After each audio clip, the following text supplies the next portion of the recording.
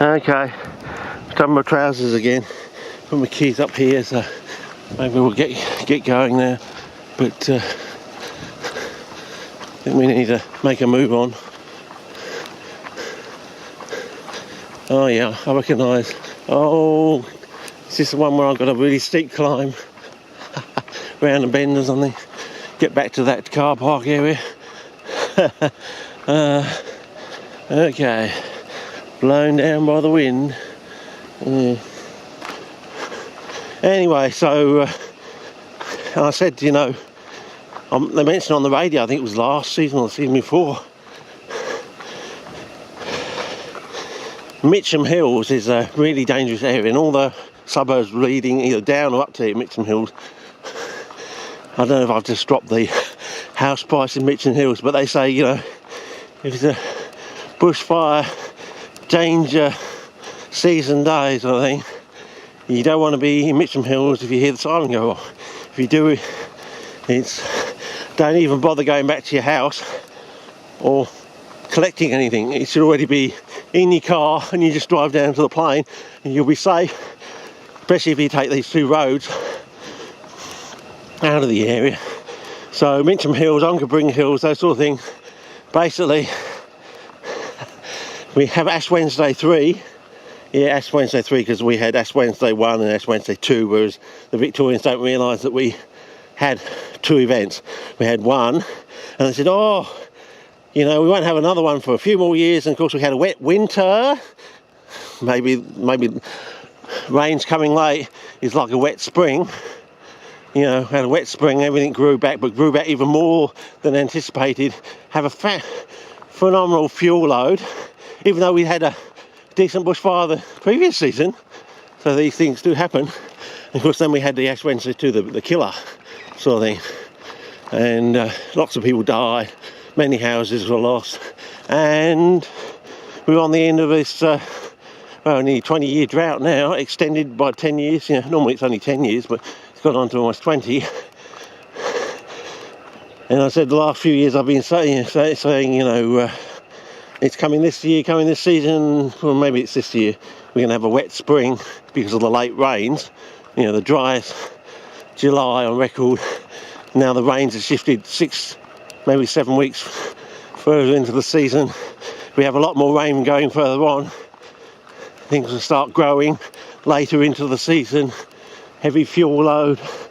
And so basically if you're in those sort of Mitcham Hills, Onkaparinga Hills sort of area, basically you hear the siren go off or something, hear something on the radio, don't even go back to your house to pick anything up.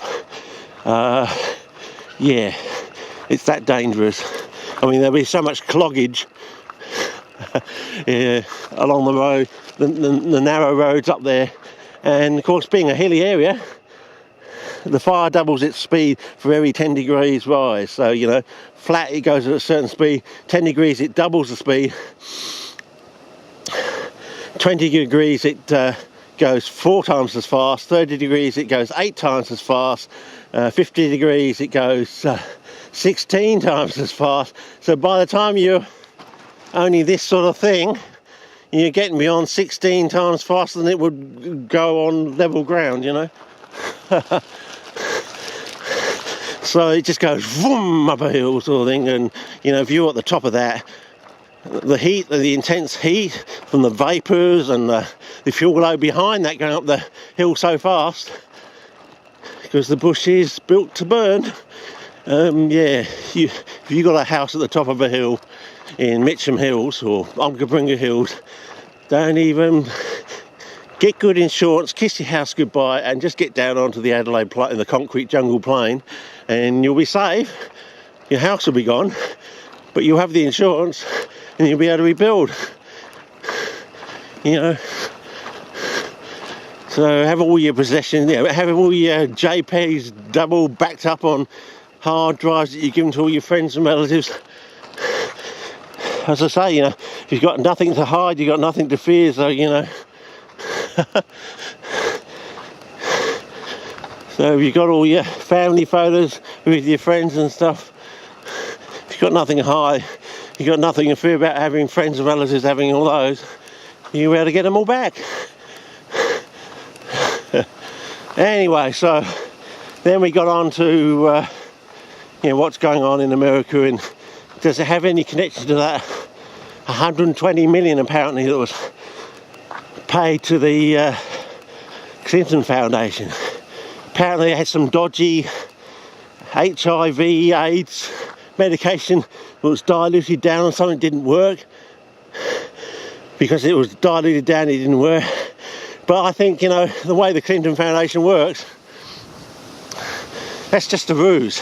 You need an excuse to cover your butt to pay the money, so you got cheap product that you're pushing. That's an excuse to pay the money, but the money then has some sort of political or objectivity kickback or something, you know. And I said to him, so do you think it was something to do with a soft coup with Kevin Rudd? And I said, how much does a soft coup cost these days? And I'm saying, you know, let me guess, that $120 million is only half one payment. It's maybe two payments.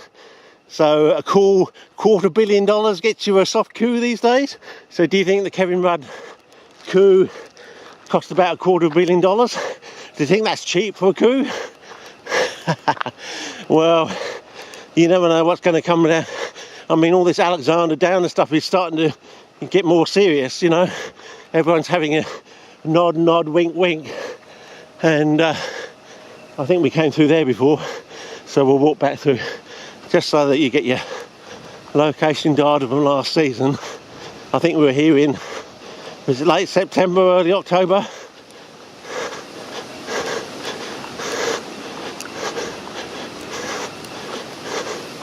Yeah.